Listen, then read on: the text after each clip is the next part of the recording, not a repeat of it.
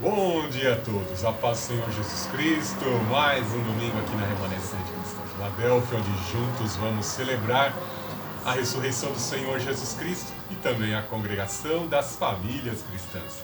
Com muita alegria, com muita satisfação, vamos adorar, vamos engrandecer, vamos glorificar o Senhor Jesus Cristo, pois Ele ressuscitou dentre os mortos. Vamos abrir nossas Bíblias em Apocalipse, capítulo 3, verso 7 em diante. Escreve ao anjo da igreja em Filadélfia, se diz aquele que é santo, verdadeiro, o que tem a chave de Davi, o que abre e ninguém pode fechar, e o que fecha e ninguém pode abrir. Conheço tuas obras, tenho posto diante de ti uma porta aberta, que ninguém pode fechar. Tens pouca força, mas guardaste a minha palavra e não negaste o meu nome. Fariseus da sinagoga de Satanás, aos se dizem judeus e não são, mas mentem, sim farei que venham adorar, prostrados aos teus pés, e saibam que eu te amo. Se te desse atenção à minha exortação, à perseverança, eu também te guardarei da hora da provação que virá sobre o mundo inteiro, para pôr à prova os que habitam sobre a terra. Venho sem demora, conserva o que tens, para que ninguém tome tua coroa. Farei do vencedor uma corona no templo do meu Deus, de onde jamais sairá. Escreverei nele o nome do meu Deus, o nome da cidade do meu Deus, a nova Jerusalém, que desce do céu da parte do meu Deus, e também o meu novo nome. Quem tem ouvidos ouça o que o Espírito diz às igrejas. Conforme vão passando os dias e nós estamos vendo muitos das profecias e detalhes de profecias que já estão escritas e entregues há mais de 3.000 anos atrás, nós ficamos mais atentos e mais apreensivos, mas ficamos confiantes porque o Senhor prometeu nesses últimos dias estar derramando com abundância a sua graça através do Espírito Santo, e também Ele dará e concederá e tem concedido graça e provisões às nossas vidas para que pudéssemos levar avante a pregação da palavra. Todas as provisões que vêm para que a igreja continue pregando são sinais de confirmação de que o Senhor tem cuidado da sua igreja. Ele tem cuidado daqueles que levam avante a comissão da pregação da palavra, a expansão do reino. Isso nos torna confiantes e, como eu disse, é um motivador para que continuemos firmes nas promessas, crendo nas profecias.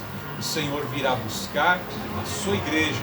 Temos que estar confiantes diante desta situação. Vemos nos últimos dias que, como eu disse, a graça está sendo derramada com abundância. As pessoas têm aceitado o Senhor Jesus Cristo.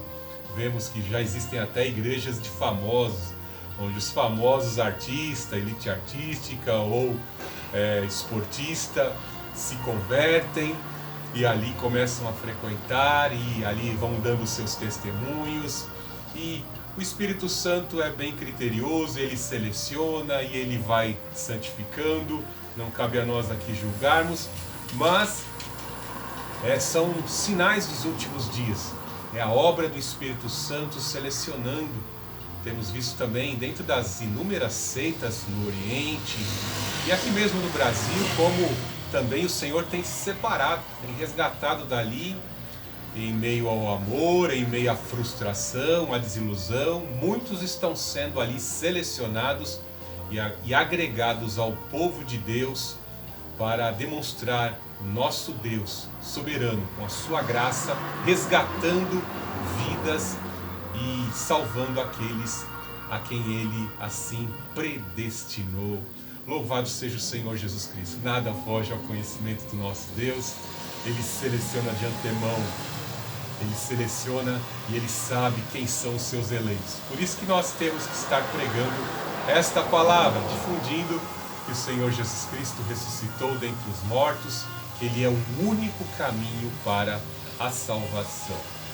Muitas pessoas, às vezes, em suas vidas, constroem toda uma estrutura de poder e de sustentação, e as pessoas, às vezes, permanecem por tanto tempo naquela plataforma, naquela posição, e ali ela tem a sua provisão, que vai gerando um certo sentimento de comodidade, muitos já estão preparando bunkers aí, né? Vemos que a elite aí das Big Techs já estão construindo, comprando seus bunkers, e dá-se a entender que eles têm um certo pressentimento, né?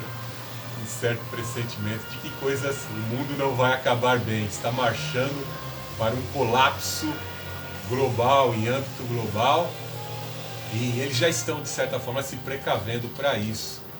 Como eu iniciei a mensagem, nós cristãos só temos em abrigo o Altíssimo, assim como o povo ali naquela Páscoa, na instituição da Páscoa, naquela noite de pães asmos, o Senhor cobriu a casa daqueles que tinham o sangue do Cordeiro. Essa é a nossa confiança. Seremos guardados, como diz o texto da igreja em Filadélfia. Eu vou guardar vocês da hora da tribulação. Se tivermos que passar pela fornalha como Ananias, Azarias e Misael, estaremos confiantes que as nossas almas estarão resguardadas em Cristo Jesus. Mas outras pessoas, mesmo diante deste iminente conflito, deste iminente colapso, ao invés de fazerem uma introspecção de suas vidas e assim observarem se há valores, se há peso de medida que possa salvar as suas almas, muito pelo contrário, negligenciam a palavra de Deus, negligenciam valores e se entregam muito mais ainda à corrupção, à degeneração de suas vidas. Estava vendo ontem uma cena assim assustadora, né? E devido a alguns acontecimentos dessa semana, eu também nem vou estar citando o nome da pessoa, mas é algo deprimente de ver como as pessoas às vezes conquistam uma somatória de dinheiro tão grande de forma ilícita e se dedicam muitas vezes a gastar esse dinheiro adquirido de forma ilícita para fazer transformações na sua vida, no seu corpo, e de repente colocam em risco sentidos que são fundamentais para a nossa vida, né? A gente às vezes valoriza a pontinha do dedo, o mindinho, quando tem que fazer certas atividades, né? Às vezes você corta a ponta do dedo, do dedinho, mindinho, aí você vai exercer lá uma tarefa e às vezes atinge aquela parte que foi ferida, e aí a gente valoriza, por que eu fui cortar o dedo, né? Agora eu tenho que fazer essa tarefa aqui e tá ardendo, tá prejudicando o meu desempenho em exercer essa função aqui, né? Agora imagine a pessoa, né, que faz transformações no seu corpo, né?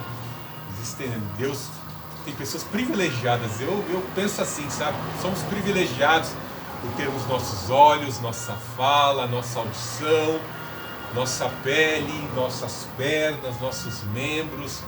Muitas pessoas não estão satisfeitas de serem a imagem e semelhança de Deus, aí partem em uma busca obcecada de fazer alterações no corpo e as pessoas são insaciáveis, né? É um contraste muito terrível nessa vida, né? Existem bolhas onde as pessoas ali desenvolvem, pensam da mesma forma, e essas bolhas estão fadadas a serem descartadas por Deus na vinda gloriosa do Senhor Jesus Cristo. Algumas pessoas constroem suas estruturas, suas formas de investimento, vivem uma vida às vezes confiante, até mesmo no conhecimento acadêmico que tem, e uma coisa bem certa, nada disso poderá ser sustentável ou garantidor de que a pessoa possa alcançar a salvação.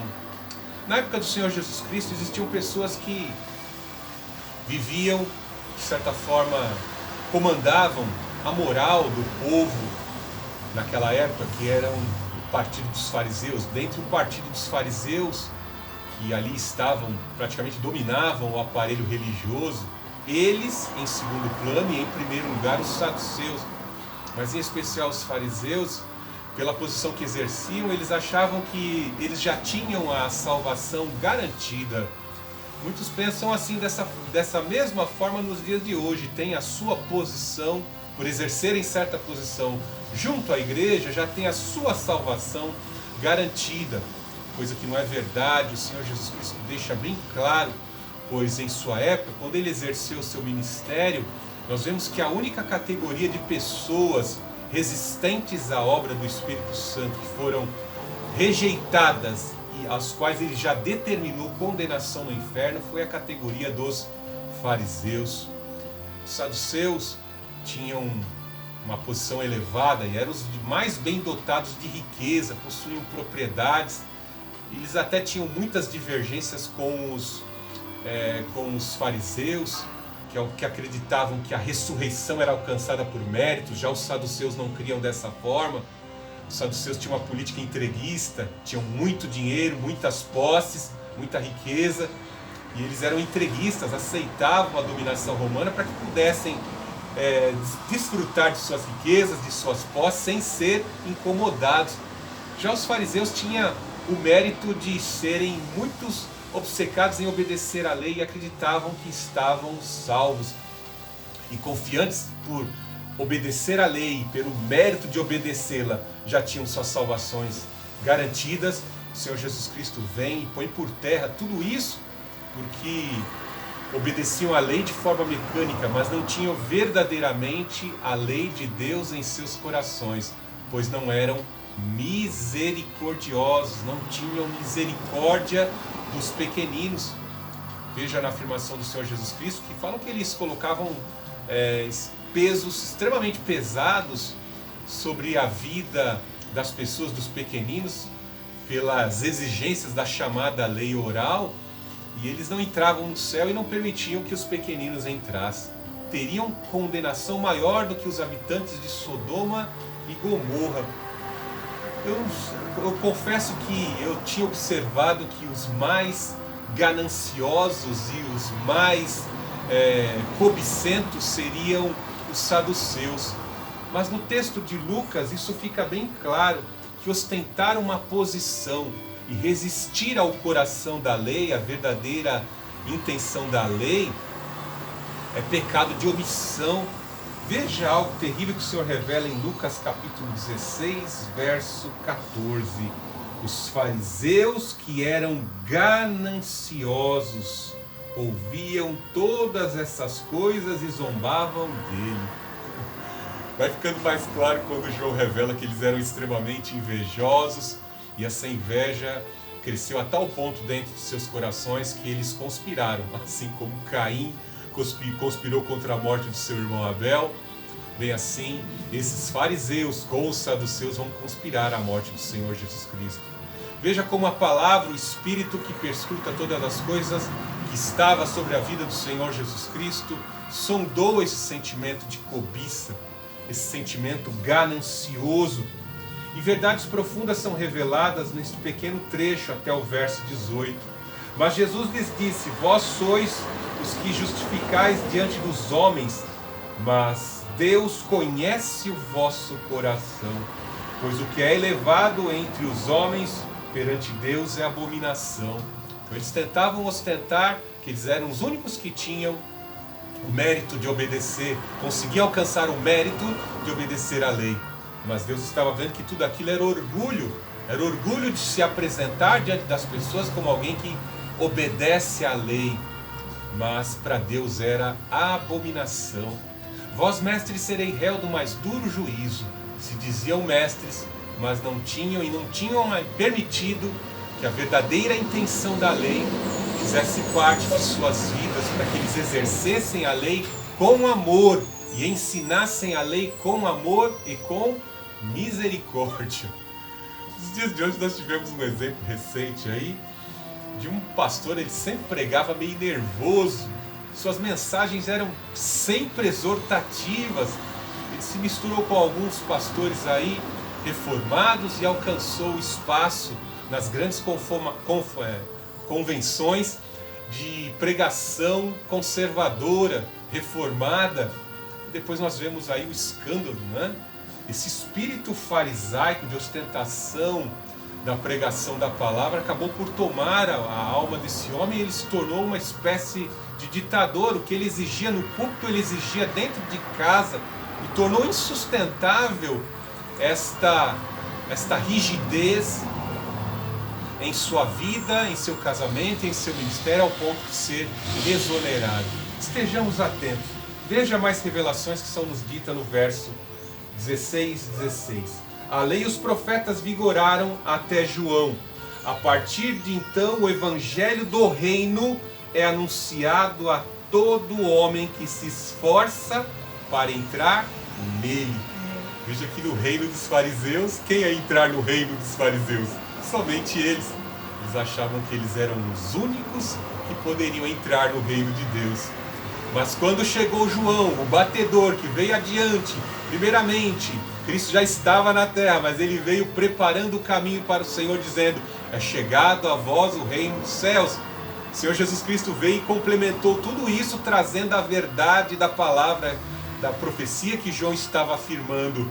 E ele trouxe os sinais que acompanhariam o Messias e o seu reino. E vemos que os pequeninos que antes achavam: eu não tenho condição de, como os fariseus, obedecer à lei como eles obedecem. Nem a lei oral, nem a lei de Moisés, e a lei está sempre me condenando. Mas veja que quando o reino dos céus chegou, João Batista batizou, levava as multidões até o Jordão e ali os batizava. Veio o Senhor Jesus Cristo e também pregando essa mesma mensagem, estendeu a muitos outros.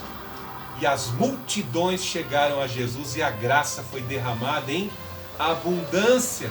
Pessoas criminosas com seus pecados achavam que jamais poderiam alcançar a entrada no reino dos céus. E o Senhor Jesus Cristo veio trazer essa acessibilidade. Agora o reino dos céus é acessível a todos nós. E nós devemos tomar posse.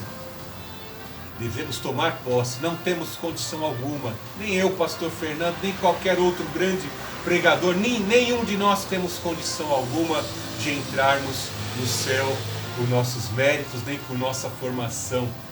Mas a única forma de adentrar ao reino dos céus é buscando por opção e nos esforçando para isso.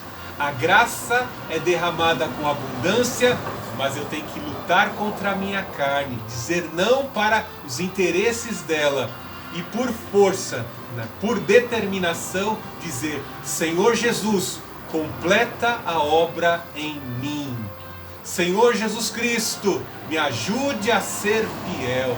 Senhor Jesus Cristo, faça essa grande obra para que eu possa ser reflexo de Ti, nas minhas obras, nas minhas atitudes, pregando a palavra de Deus. Não um evangelho rígido dos fariseus, mas um evangelho de graça, onde todos possam ter acesso ao reino de Deus e conhecimento de que houve o sacrifício por nossas vidas. O sangue do Senhor Jesus Cristo cobre os pecados daquele que verdadeiramente, de forma penitente, arrependidamente, se arrepende e se aproxima do Senhor Jesus Cristo para ter acesso a Deus, para ter acesso à eternidade. Louvado seja o Senhor Jesus Cristo nesta manhã de domingo. Temos acesso. Não vamos viver como as pessoas obcecadas pelas coisas desse mundo, mas vamos, como esses que decidiram por força: eu quero lutar contra o nosso próprio eu e declarar: Jesus Cristo é o Senhor da minha vida. Louvado seja Deus Altíssimo, Deus de amor, Deus de poder. Te amamos, te adoramos, te engrandecemos, te glorificamos nesta manhã.